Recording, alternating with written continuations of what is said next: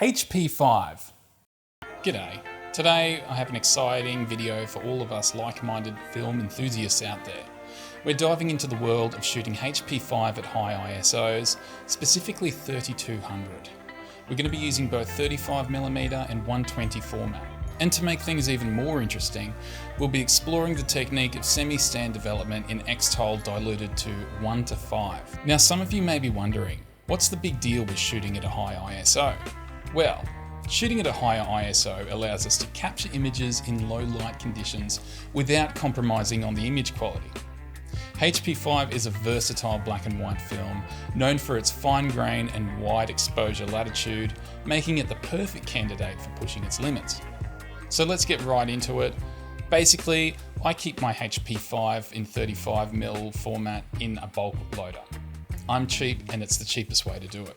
Of course, this isn't an option in 120, so I have to buy it by the roll just like everyone else, unfortunately. For my 35mm camera, I'm going to be using my Canon EOS 300. The 300 is a great piece of kit. It allows me to mount my EF lenses to it and also supports image stabilization, of course only if the lens has it. And this helps very much for shooting in low light conditions and will be perfect for this experiment. For medium format, I'll be breaking out Mamiya. This is my Mamiya RZ67. This is an amazing camera and the glass is absolutely fantastic. So basically we're going to be shooting the film at 3200 ISO and then we're going to be semi-stand developing it in X-Tol at 1:5 for, I think it's like an hour or something like that. I'll check the dev chart and we'll go up from there.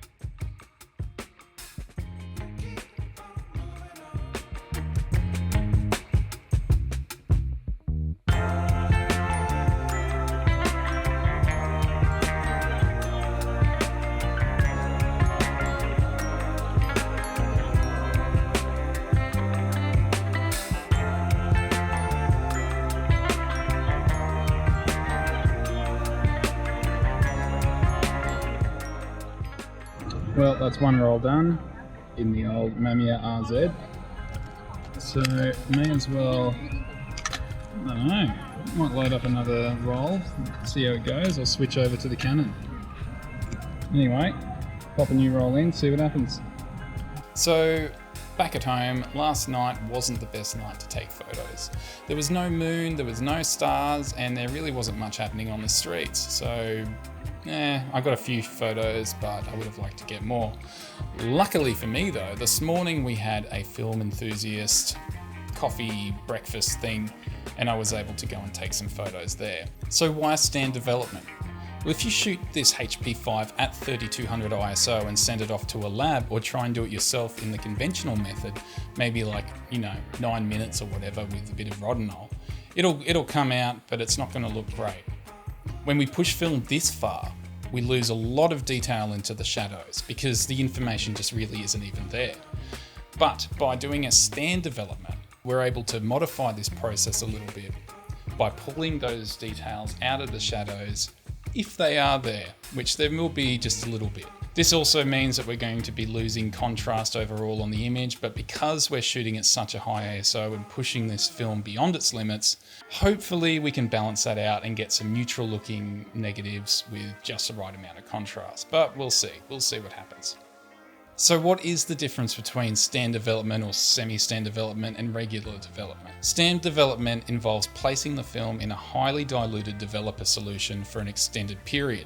Typically this is like an hour or more and you give it minimal agitation. Well, you don't give it any agitation for stand development and you give it little bits of agitation with the semi-stand development, maybe every 10 minutes or so.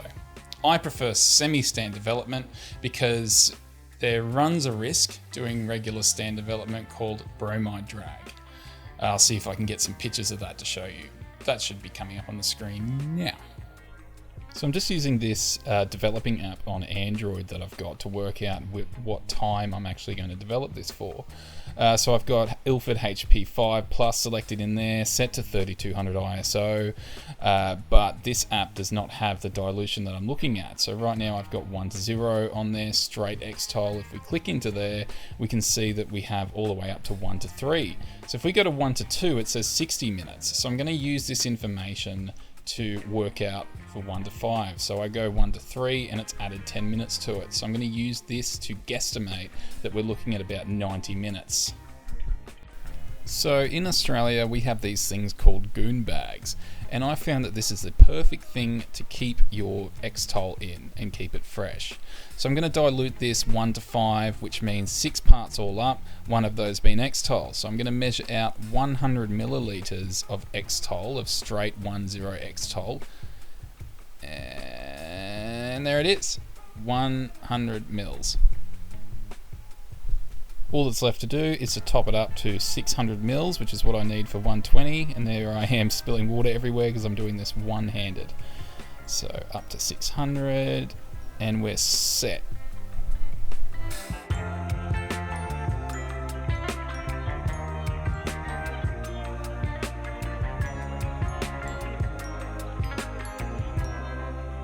Ah, there is images on there.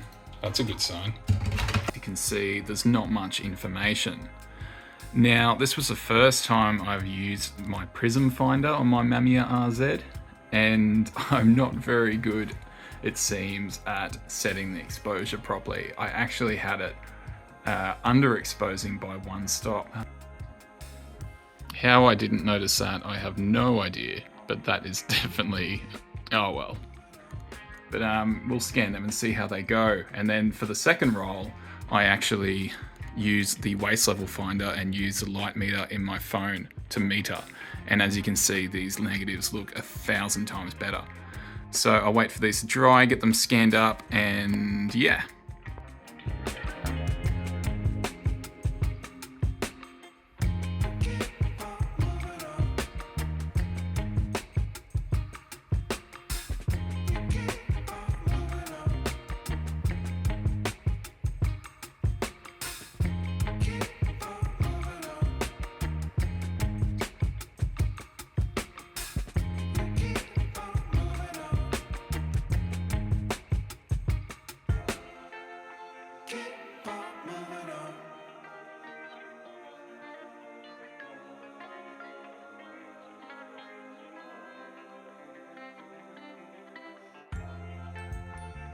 It is now a Sunday and I'm not changing out of this robe.